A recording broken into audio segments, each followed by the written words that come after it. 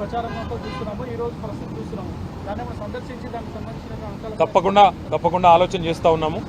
మేడిగడ్డ కొట్టుకుపోయిందని, కాళేశ్వరంలో లక్షల కోట్లు గంగపాలైందని చెప్పి చిల్లర మల్లర మాటలు మాట్లాడిన కాంగ్రెస్ పార్టీ ఏదైతే ఉందో ఇవాళ సిగ్గుతో తలదించుకోక తప్పదు.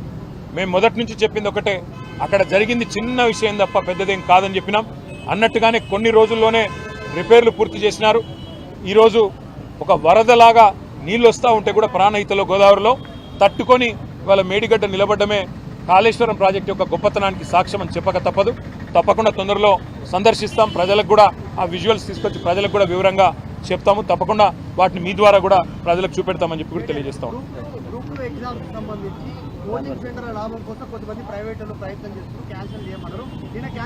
ఇప్పుడు రేవంత్ రెడ్డి గారు మొన్న ఒక మాట అన్నారు, నెలకు 100 కోట్లు లాభం వస్తుంది కోచింగ్ సెంటర్లకు ఉద్యోగాలు వాయిదా వేస్తే అన్నారు.